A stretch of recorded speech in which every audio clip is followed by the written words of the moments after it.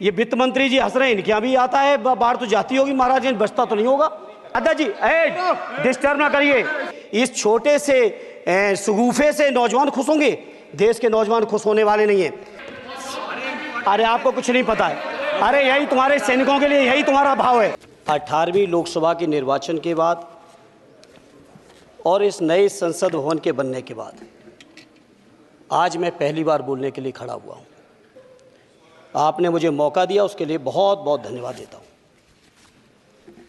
सभापति जी, सबसे पहले श्रद्धेय नेताजी को मैं नमन करना चाहता हूँ, जिन्होंने अपने संघर्ष, अपनी हिम्मत, साहस और अपने पूरे जीवन की तपस्या समाज के उत्थान के लिए, देश और उत्तर प्रदेश की तरक्की के लिए और समाज के हर व्यक्ति की तरक्की और खुशहाली के लिए उन्होंने जो अपना पूरा जीवन समर्पित किया है, सबसे पहले मैं आपके माध्यम से उनको नमन करना चाहता हूँ।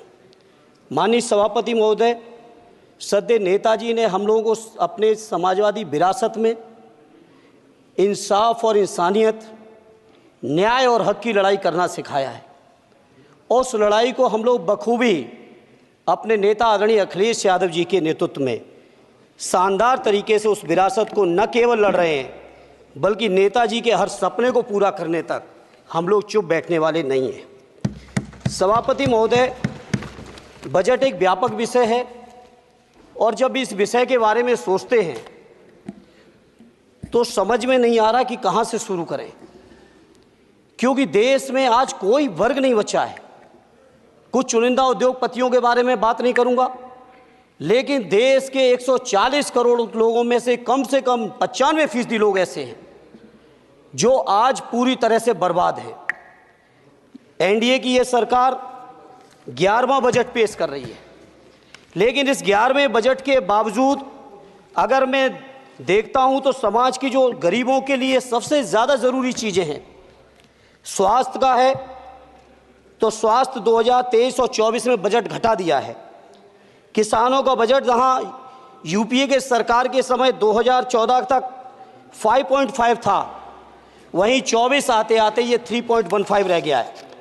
शिक्षा का बजट जहां 2013 में 4.77 था, आज 23-24 आते आते ये 2.5% रह गया है। इसी तरह से जितनी भी ज़रूरी चीज़ें हैं, सभापति महोदय, मुझे कहने में कोई संकोच नहीं, ये जो बीजेपी की एनडीए की सरकार है, ये सरकार पूरी तरह से गरीब विरोधी, किसान विरोधी, नौजवान विरोधी, बुनकर विरोधी, छात्र विरोधी, दलित विरोधी, पिछड़ा विरोधी, मजदूर विरोधी, जितनी भी अगर उपाधियां दी जाएंगी सभापति महोदय वो कम हैं। और मैं कोई राजनीतिक भाषण नहीं दे रहा हूं, मैं उदाहरण सहित आपको जब नंबर आए तो बोल देना, और हमें पता है आपका नंबर भी नहीं आएगा आपकी पार्टी में, ये भी पता है हमें। सभापति महोदय, श्रद्धेय नेताजी ने हमेशा कहा है कि चुनाव में या जनता के बीच किया हुआ वादा अगर आप पूरा नहीं करते हैं तो वो भी एक सबसे बड़ा भ्रष्टाचार है, और उस भ्रष्टाचार में अगर किसी ने वर्ल्ड रिकॉर्ड बनाया है तो बीजेपी की और एनडीए की सरकार ने बनाया है।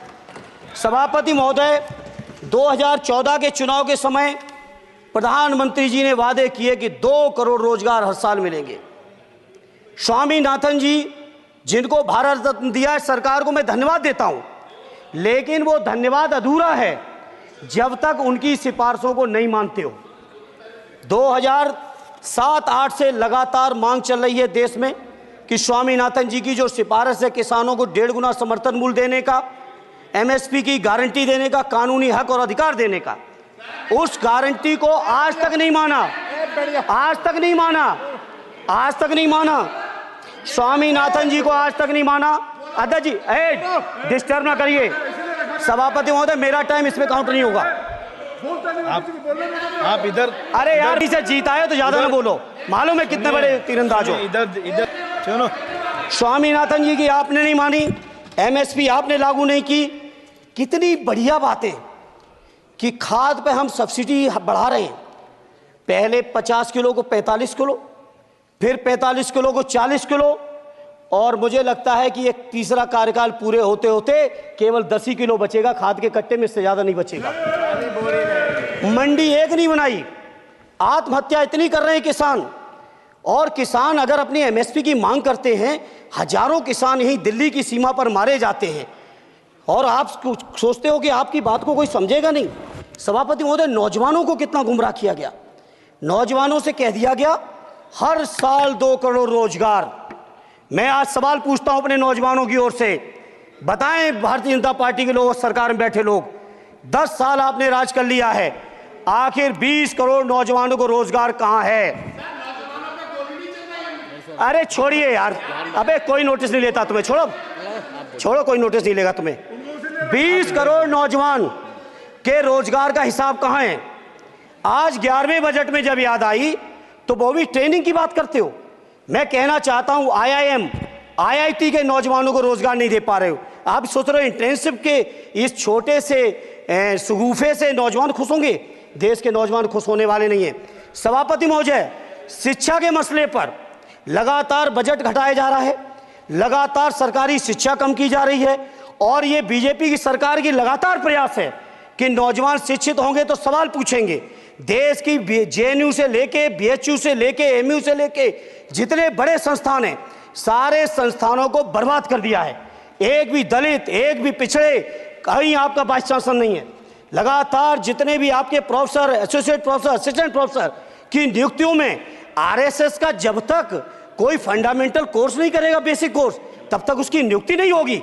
आप क्या सोच रहे हो देश नहीं देख रहा है नौजवान? UGC का बजट लगातार कम किया जा रहा है। मेरा खुला आरोप है इस सरकार पर कि ये सरकार शिक्षा को प्राइवेट करके, शिक्षा को मुट्ठी भर उद्योगपतियों के हाथों में देके, शिक्षा को चुनिंदा लोगों के हाथ में देके, देश के 140 करोड़, जिसमें मैं समझता हूं 90% लोग गरीब हैं, उन गरीबों के हाथों से शिक्षा को छीनने का ये जो आपकी सरकार षड्यंत्र कर रही है, इसके लिए हम लोग इस मौके पे विरोध करते हैं।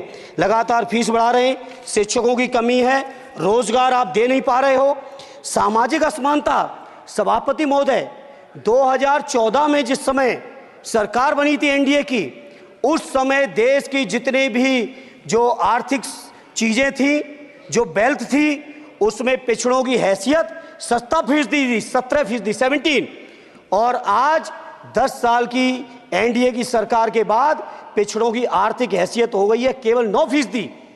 मैं कहना चाहता हूं चुनौती के साथ, वित्त मंत्री अपने जवाब में बता दें, अनुसूचित जनजाति का एक भी व्यक्ति देश में अरबपति हो तो बता दो, एक भी अरबपति हो तो बता दो, एक भी दलित को अरबपति आपने बना दिया हो तो बता दो, एक भी पिछड़े को बना दिया हो तो बता दो। आप जवाब में दे देना, आप डेटा दे देना, आप डेटा दे देना, हमारी दबाव नहीं रुकेगी। सभापति महोदय, जब बीजेपी की सरकार, जब बीजेपी के लोग विपक्ष में रहे तो OPS की बातें किए।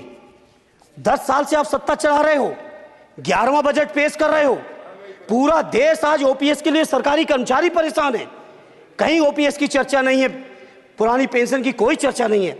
सभापति महोदय, पुरानी पेंशन तो पुरानी पेंशन, हम मांग करते हैं, बहुत बड़े राष्ट्रभक्त आप बनते हो, मैं मांग करता हूं देश के पैरामिलिट्री फोर्सेस को आप पुरानी पेंशन दीजिए।